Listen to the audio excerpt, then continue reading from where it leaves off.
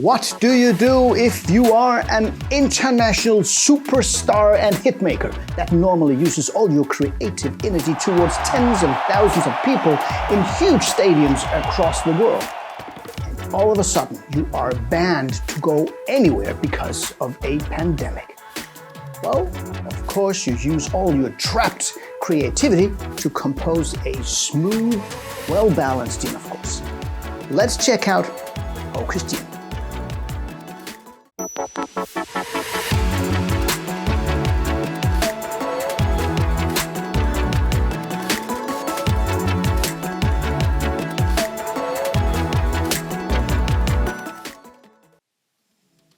Hi guys, and welcome to High on Gin. Okay, I have a confession to make. A couple of weeks ago, I browsed through a Danish website called tastygin.dk, a website for hand-picked, high-quality gins. And I came across a gin that I hadn't seen before, a Belgian gin called Ocus Gin. This gin looked, really cool and sounded very interesting, so I ordered some bottles. And when it arrived, my son's girlfriend, Josephine, looked at the bottle and said, "Hey, how cool is this? A gin from Lost Frequencies." And I said, "Well, who's Lost Frequencies?" And she just looked at me as if I had just landed from Mars. "What do you mean, who's Lost Frequencies?" She said. You don't know who Lost Frequencies is? Well, guilty as charged. The name didn't ring a bell, so she grabbed her iPhone while shaking her head, and she opened her favorite playlist on Spotify and played this one. Well, this one, it's called Where Are You Now? And you probably know it, right? Well, so do I.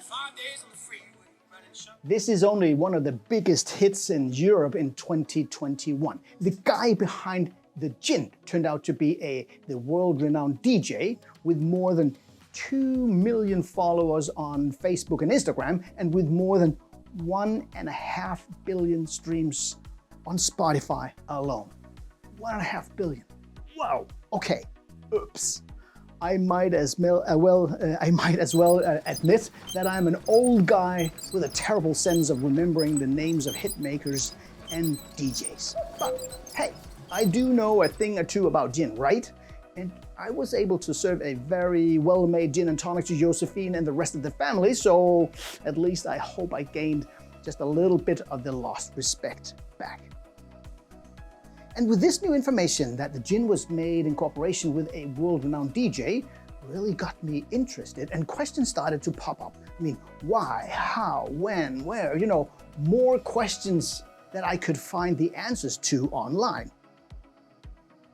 So I decided to call the distillery in Belgium and ask them what this was all about.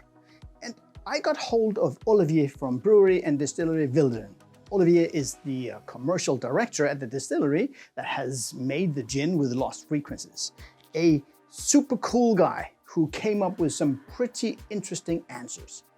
I recorded my talk with him so you can hear his answers. And I do apologize for the quality, you know how Teams is. But here is Olivier when I asked him to start off by giving us the short introduction to the distillery. Brewery and Distillery Wilderen is located in Wilderen, of course, a small village in the second biggest fruit area of Europe, Haspelgouw. The brewery and distillery was founded in 1743 and was expanded in 1890 to one of the biggest distilleries of that time.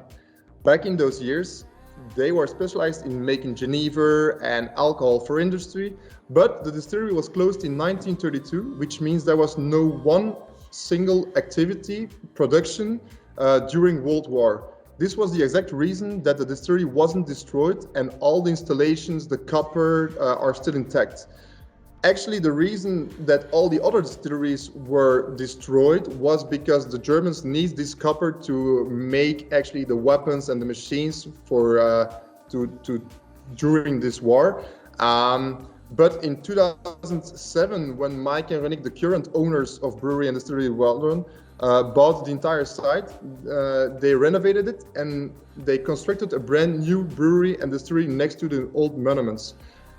The unique part is actually the contrast between the old part and the new distillation column, because we have still the highest distillation column of Europe of that time from 1890. Just think about that for a second. All these beautiful copper pot stills were robbed, demolished, and then used to support the war machine. What a terrible shame. But what a luck that the distillery had decided to close down in 1932 so that the Nazis didn't find any evidence of the pot still's existence. As Olivier said, the pot still was made in 1890, and then in 1913 they added an enormous rectification column to the pot still, which is supposedly the highest distillation column in Europe even today. The next question was, of course, how did this cooperation between the distillery and one of the world's best DJs come to life? First of all, I need to mention that we have our own W gin. It's our own brand. We launched the gin 9 years ago, and it was the first Belgian premium gin of that time. Actually, it was the very beginning of the gin hype in Belgium. Afterwards, the years after, there are actually like thousands of private labels and other gins who are getting into the market. But W Gin is very well known in horeca, restaurants, of course, hotels. And because of Nick, the manager of Lost Frequencies, he's a very good friend of the Wilderen family. He got in touch with us because he has this new project of Lost Frequencies willing to have his own brand, his own gin brand. Lost Frequencies is a really gin lover. He's really high on gin, as we say. And if we wanted to do this project together, we're discussing about the taste, about the style of gin. We chose, because of Lost Frequencies, we chose for a 100% organic gin. It was 100% biological and vegan, and that made the production process a little more special. I love that he said that Lost Frequencies was high on gin. Well, he also mentioned their own gin, W Gin, a highly awarded Belgian gin with 21 secret botanicals. I asked Olivier about the botanicals in Ocus Gin, and here is what he said. One very important thing is that actually we didn't do any private labeling the past 9 years, but because Nick is a very good friend of us and Lost Frequencies is a very nice guy, we did it once, but it was really him. It was Lost Frequencies who could set all the details, all the goals for his own brand. So it was up to him to create actually the taste of his own gin. He wanted to have a little more citrus, a little more spice actually, but in any way, just a mixture of good vibes only. We're never going to tell what exactly the botanicals are, but it's always up to you to find out. Well, a well-kept secret, I guess. But I know that they use 22 different botanicals in the gin, and some of the botanicals in Ocus Gin are actually known. I mean, botanicals like ginger, lavender, lemon peel, cloves, and cinnamon.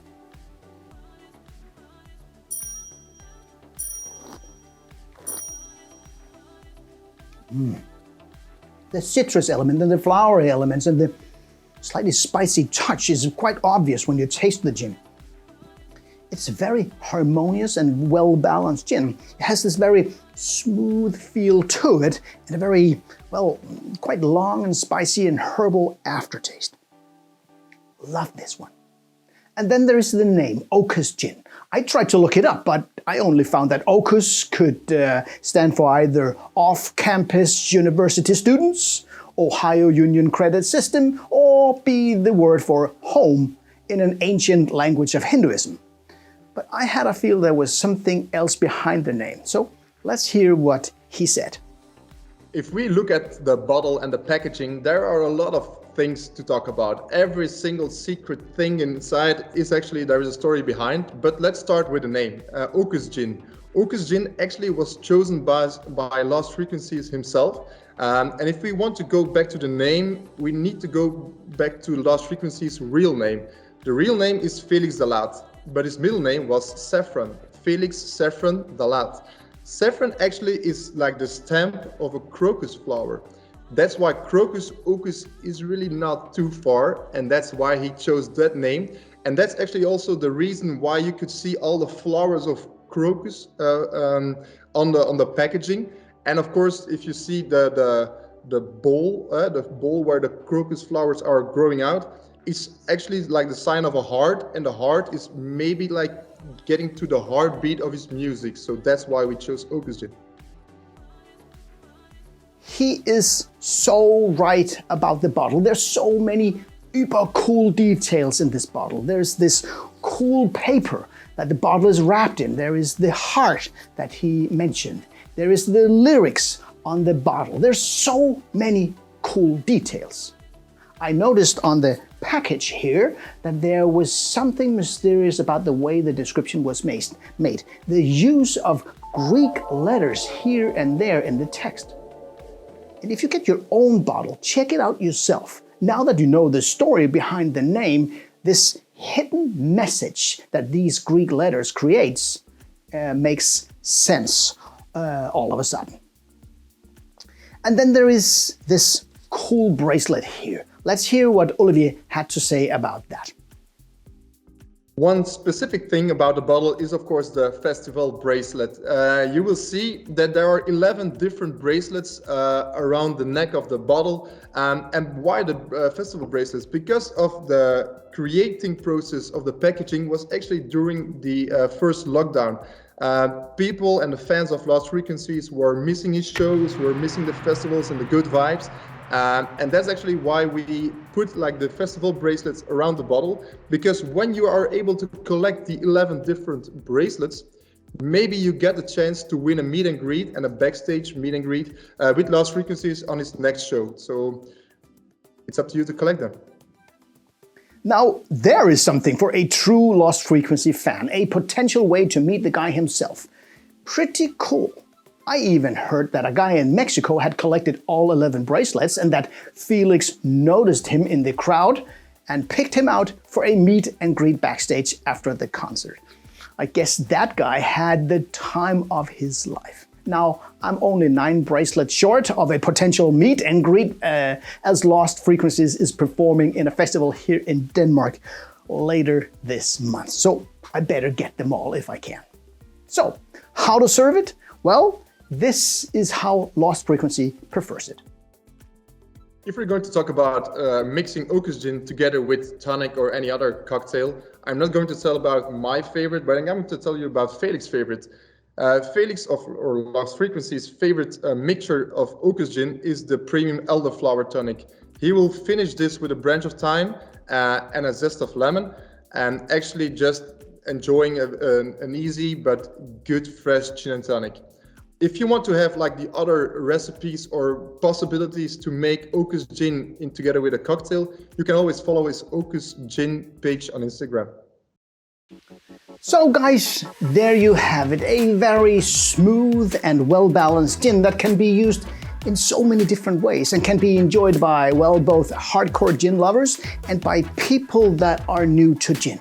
As Olivier says, if you want to explore the versatility of Ocus Gin, you can get a lot of great, easy-to-make recipes on their Instagram page. All in all, this is a very well-composed gin, composed by one of the biggest DJs in the world, a gin that is as happy and fun and catchy as his musical hits. I'm a fan in so many ways. Until next time.